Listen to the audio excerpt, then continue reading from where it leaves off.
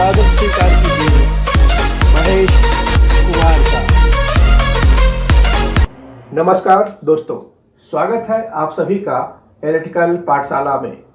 मैं हूं महेश कुमार। आज हम बात करने वाले हैं बहुत ही इम्पोर्टेंट टॉपिक के बारे में। आज हम जिस टॉपिक के बारे में बात करने वाले हैं उसका नाम है ओम्स लॉ। दोस्तों, ओम्स लॉ एक ऐसा टॉपिक है जो इलेक्ट्रिकल फील्ड का फाउंडेशन है। यह एक ऐसा लॉ है जो वोल्टेज, करंट और रेजिस्टेंस के बीच के रिलेशन को डिफाइन करता है। दोस्तों, इसके बिना किसी भी इलेक्ट्रिकल सर्किट को डिजाइन करना या ट्रबल शूटिंग करना बेहद ही मुश्किल है कि नामुमकिन है, क्योंकि जितनी भी सर्किट्स होगी उसमें अनिवार्य रूप से वोल्टेज, करंट और रेजिस्टेंस होगा ही होगा। इसके बिना वह काम नहीं कर पाएगा।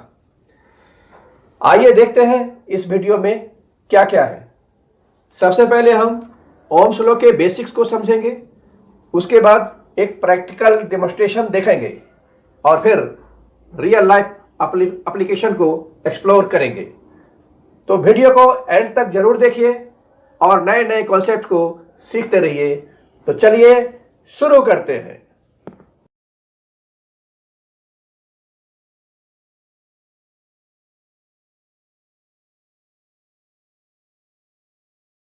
तो ओम्स लॉ बड़ा ही सिंपल है। ये कहता है voltage is directly proportional to the current provided resistance is remains constant. Mathematically V equal to I into R। दोस्तों, इसको ध्यान से समझते चलिए। और इसका मतलब ये हुआ कि अगर रेजिस्टेंस कांस्टेंट हो और वोल्टेज बढ़े तो करंट भी बढ़ेगा। अगर रेजिस्टेंस बढ़ा दिया जाए तो करंट कम हो जाएगा सेम वोल्टेज पर। चलिए एक सिंपल एग्जांपल देखते हैं। दोस्तों, जो भी एग्जांपल आप यहाँ पढ़ लीजिए, सबको हम वाइट बोर्ड पे आपको एक एक करके और ओम्स लॉ के सारे फार्मूला को हम सॉल्व करके आपको दिखाएंगे कुछ ही मिनटों में। आप डिफिनीशन को याद रखिए। दो ही बात है इसमें कि वोल्टेज बढ़ेगा तो करंट भी बढ़ेगा अगर रेजिस्टेंस स्थिर है तो।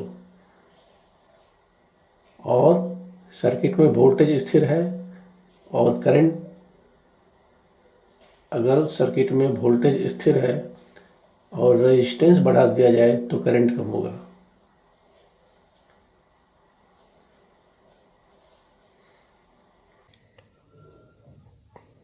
दोस्तों, हमने एक डायग्राम बनाया है यहाँ पे, जिसमें 12 वोल्ट का बैटरी लिया है और 6 ओम का रेजिस्टेंस लिया है।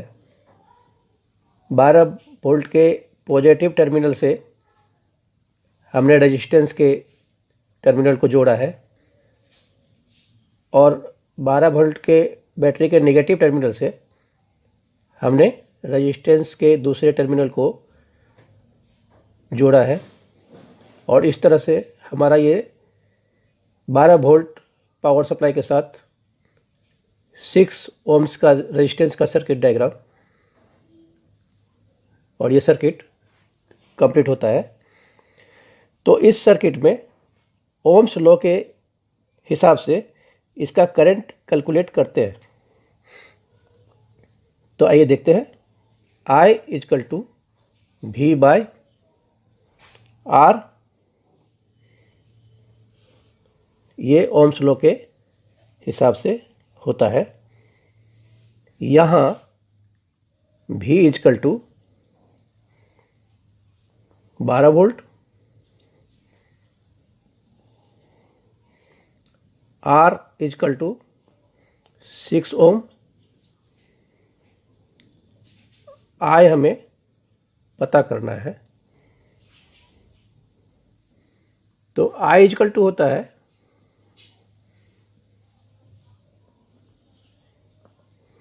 V बाय R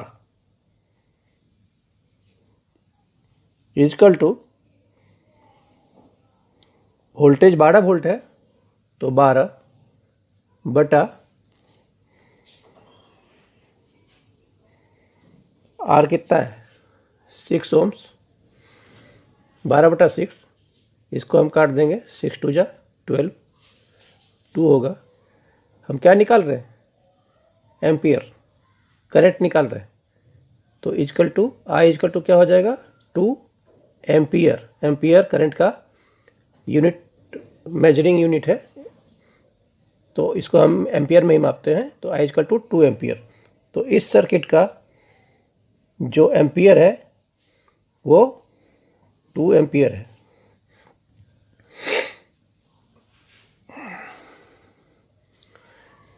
तो दोस्तों आप देख रहे हैं कि वोल्टेज, करंट और रेजिस्टेंस, वोल्टेज, करंट और ये रेजिस्टेंस, ये कैसे एक दूसरे के साथ रिलेटेड है। अब चलिए हम इसे प्रैक्टिकली समझते हैं एक डायग्राम के थ्रू। दोस्तों अब हम कुछ और सर्किट्स बनाते हैं और देखते हैं कि इन सर्किट्स में ओम्स लॉ कैसे काम करता है। दोस्तों इस सर्किट के लिए हमने 10 वोल्ट का डीसी पावर सप्लाई और 10 ओम्स का रेजिस्टेंस लिया है और इसका हम सर्किट डायग्राम बनाते हैं। तो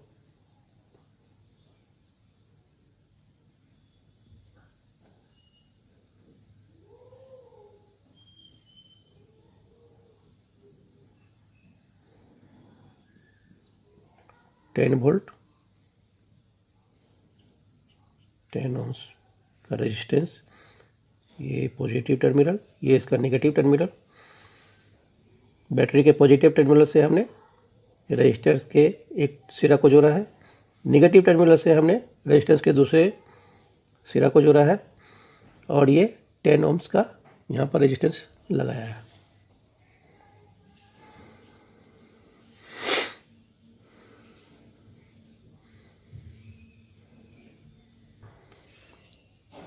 ऐसा करते हैं कि इस सर्किट का पहले हम करंट निकालते हैं। तो आई इजकल टू वोल्टेज बट्टा रेजिस्टेंस इजकल टू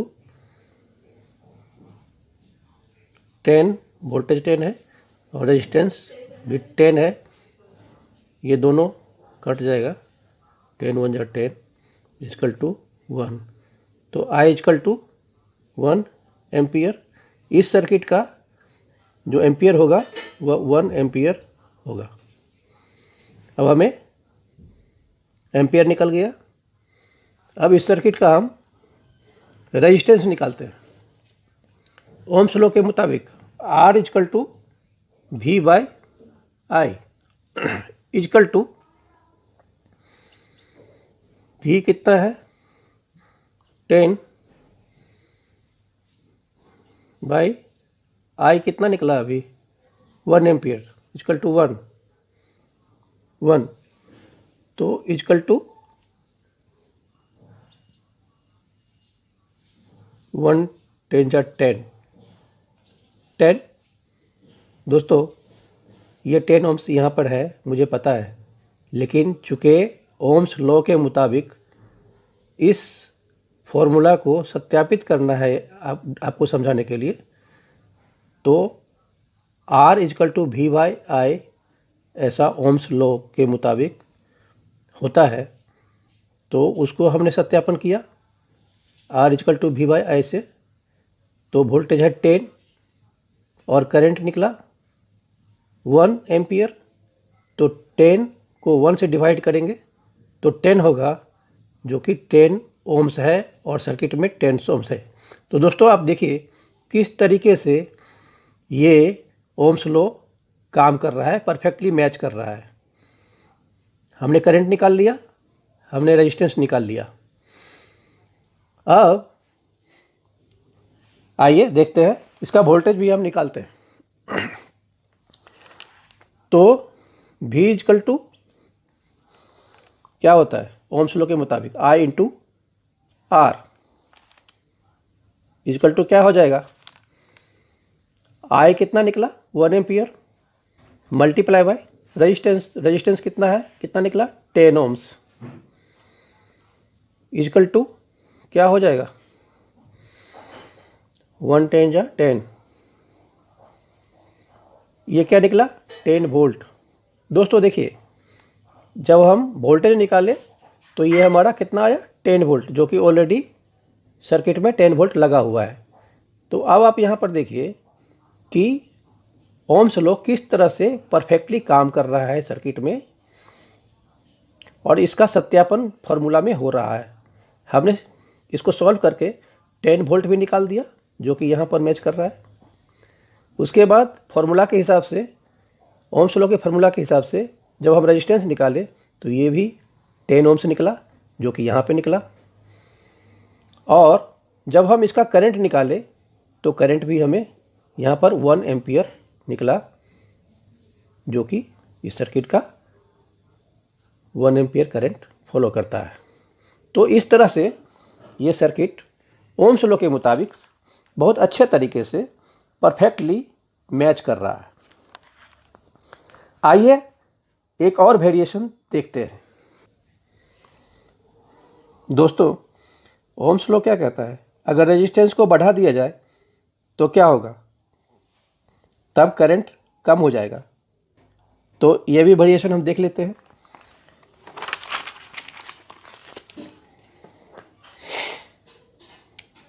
हम एक 10 वोल्ट का बैटरी लेते हैं,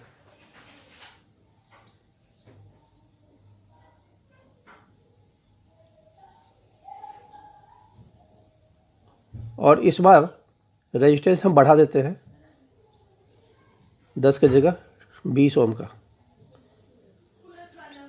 20 ओम्स का। पिछली बार हमने 10 ओम्स का रेजिस्टेंस लिया था 10 वोल्ट पे, इस बार हमने रेजिस्टेंस बढ़ा दिया है 20 ओम्स का लिया है।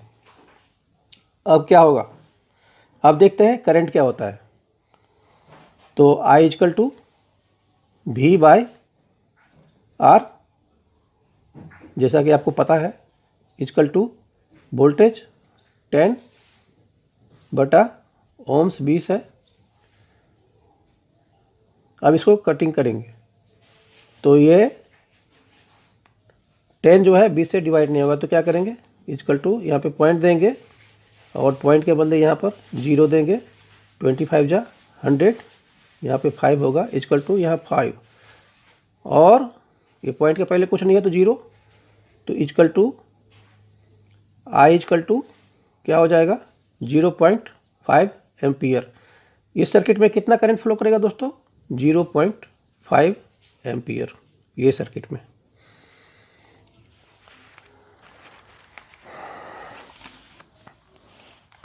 यानी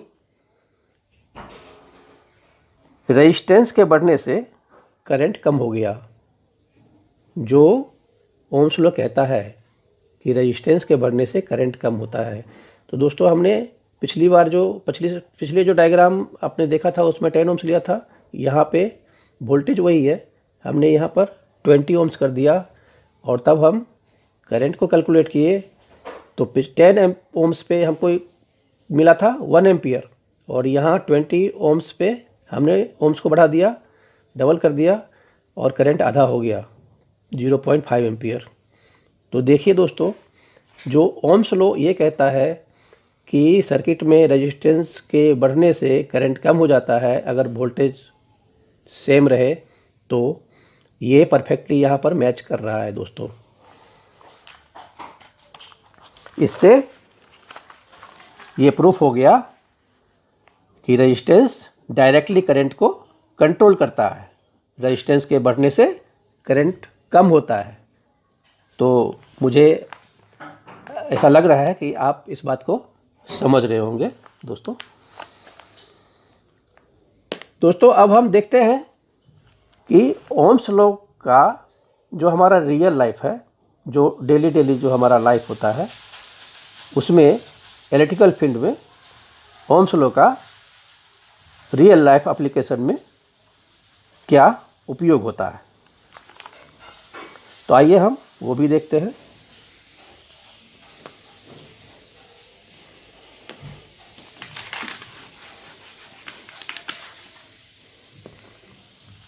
इसमें पहला उपयोग होता है हाउस वायरिंग में। पहला क्या होता है? House wiring.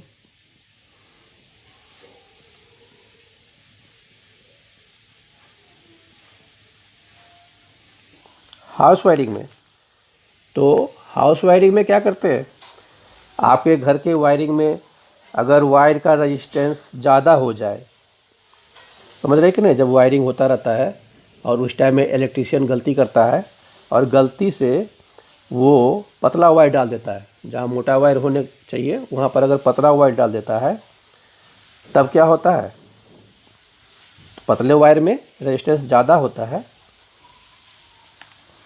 तो क्या होगा, घर के पूरे वायरिंग में वोल्टेज ड्रॉप होने लगेगा और इस वजह से जो हमारा घर का अप्लायंसेस है, टीवी है, पंखा है, फ्रिज है, एसी है, अगर उसमें सही वायर का कनेक्शन नहीं किया हुआ है तो जो है वो सही तरीके से हमारा घरेलू उपकरण काम नहीं करेगा। समझ रहे कि नहीं? तो इसीलिए वायरिंग में इलेक्ट्रीशियन चेक करते हैं कि वायर का जो रेजिस्टेंस है वो सही रेंज में हो। अब जैसे कि 1.5 स्क्वायर mm का जो वायर है वो, उसमें वायर का साइज 1.5 स्क्वायर mm का है, 2.5 स्क्वायर mm का है, ये सब जो वायर है 4 स्क्वायर mm का है, ये सारे वायर 6 स्क्वायर mm का है, ये सारे वायर एक सही रेंज में सही लोड के हिसाब से सही रेजिस्टेंस के हिसाब से लगाया जाता है और इलेक्ट्रीशियन इस बात का इंश्योर करते हैं कि सही तरीके से सर्किट में वायर लगा हो। अगर मान लीजिए कि जहाँ पर 4 स्क्वायर mm का वायर लगना चाहिए और इस वायर से कनेक्शन होना चाहिए, उस जगह पर अगर 1 स्क्वायर mm से कर दिया जाए तब क्या होगा, तब ज़्यादा रेजिस्टेंस होने की वजह से ये उस वायर में हीट पैदा होगा और क्या होगा, और हीट जब उसमें पैदा होगा ज़्यादा रेजिस्टेंस होने की वजह से तो वो शॉर्ट सर्किट होगा। उसके साथ में जो दूसरे वायर हैं उसको भी उसका इंसुलेशन लीक करेगा और पूरे शॉर्ट सर्किट पैदा होने की संभावना हो सकती है। इसीलिए हाउस वायरिंग में भी एक सही रेजिस्टेंस और सही लोड और सही एम्पियर के हिसाब से इसका वायर का सिलेक्शन किया जाता है। तो इसमें हमको ओम्स लॉ का पूरा ध्यान रखना पड़ता है। दूसरा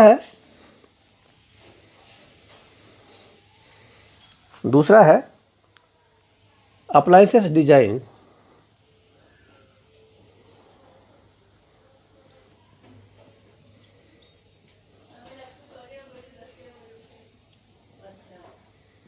अप्लायंसेस का डिजाइन होता है।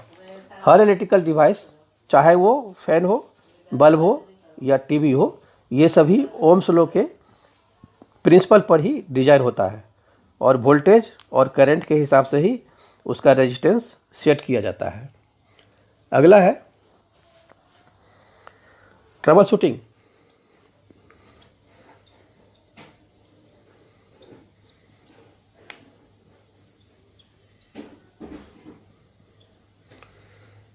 ये जो ट्रबल शूटिंग है ये बहुत ही इम्पोर्टेंट फैक्टर है।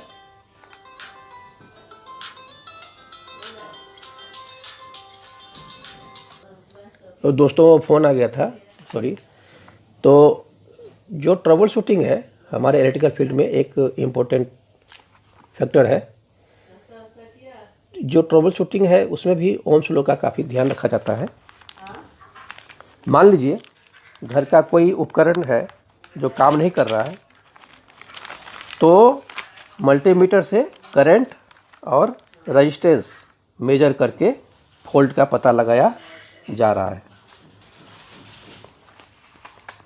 और किसी इलेक्ट्रीशियन को अगर आप अपने घर में बुलाते हैं, अगर मान लीजिए कि आपके घर का अगर पंखा नहीं चल रहा है और इलेक्ट्रीशियन को आपने बुलाया तो इलेक्ट्रिशियन क्या करेगा, पहले सप्लाई चेक करेगा। सप्लाई चेक करने के बाद क्या करेगा, वो अगर सब कुछ ठीक है तो वो पंखा को चेक करेगा, और पंखा में जो रनिंग वाइंडिंग होता है, स्टार्टिंग वाइंडिंग होता है, उसमें उसको मल्टीमीटर से वो चेक करेगा। उसके कॉइल को चेक करेगा, उसका रेजिस्टेंस चेक करेगा, और रेजिस्टेंस चेक अगर ओपन सर्किट मिला तो फिर उस पंखे को या तो वाइंडिंग करवाएगा, वायरिंग चेंज करवाएगा। तो ये सब कुछ जो उसमें सेट किया रहता है, उसका जो चेक होता है उसमें वो मल्टीमीटर से वो चेक करता है। और ये ट्रबल शूटिंग में भी ओम्स, रेजिस्टेंस के हिसाब से उसको चेक करके और उस हिसाब से लोड के हिसाब से उसकी वायरिंग की जाती है, वाइंडिंग बनाई जाती है, और फिर जितना वोल्टेज है उस हिसाब से उस सर्किट को किया जाता है। अगला है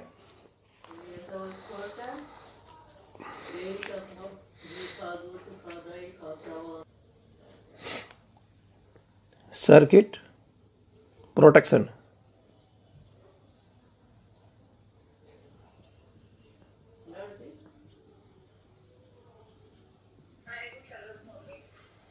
सर्किट प्रोटेक्शन दोस्तों, फ्यूज और सर्किट ब्रेकर हमारे सर्किट में लगा ही होता है। तो कंपनी जब इसका डिज़ाइन करता है, इस फ्यूज का और सर्किट ब्रेकर का, तो डिज़ाइन करते समय वो लोग ये इंश्योर करते हैं कि उनका जो रेजिस्टेंस और करंट का जो कैपेसिटी है वो सही हो, ताकि ओवरलोड से बचा जा सके। ओवरलोड होगा तो पूरे सर्किट को डैमेज करेगा, शॉर्ट सर्किट की समस्या पैदा होगा, और उस पूरे सर्किट में आग लगने की संभावना होगी ओवरलोड की वजह से। तो इसीलिए सर्किट का जो प्रोटेक्शन होता है उसमें फ्यूज और सर्किट ब्रेकर का इम्पोर्टेंट रोल होता है दोस्तों। तो इस बात को उसमें इंश्योर किया जाता है कि रेजिस्टेंस और करंट की कैपेसिटी जो है वो सही हो, ताकि ओवरलोड ना हो। तो दोस्तों अब आपसे एक सवाल है, और वो ये है कि आपके घर के किस उपकरण का रेजिस्टेंस सबसे ज़्यादा हो सकता है। अपना आंसर नीचे कमेंट में ज़रूर लिखिए, और हम कमेंट को पढ़ के आपके कमेंट का जवाब देने का कोशिश ज़रूर करेंगे। तो दोस्तों ये था ओम्स लॉ और इसके प्रैक्टिकल एप्लीकेशंस।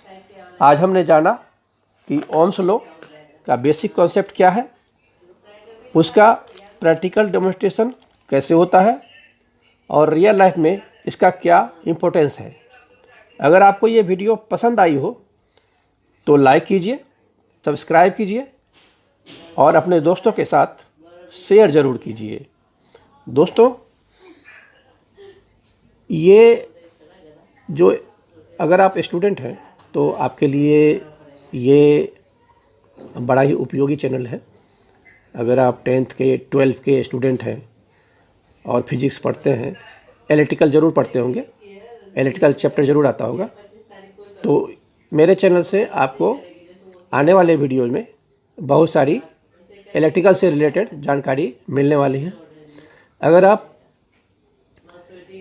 इलेक्ट्रिकल इंजीनियरिंग के बारे में सोच रहे हैं या कर रहे हैं, ITI वगैरह में आपने एडमिशन लिया है, या डिप्लोमा में एडवांस एजुकेशन के लिए आपने डिप्लोमा डिग्री में एडमिशन लिया है, या फिर आप कोई इलेक्ट्रिशियन हैं और आप प्रैक्टिकल सीखना चाहते हैं, थ्योरी को जानना चाहते हैं, तो आप हमारे चैनल को सब्सक्राइब कीजिए, ताकि आने वाले हमारे जो वीडियो है वो आप तक पहुंच सके। सब्सक्राइब करके बेल आइकन को दबाकर ऑल पर ज़रूर सेट कीजिए। और अगली बार आपको किस टॉपिक पे वीडियो देखना चाहेंगे, आपको कौन सी वीडियो देखना चाहेंगे, तो नीचे कमेंट्स में ज़रूर लिखिए।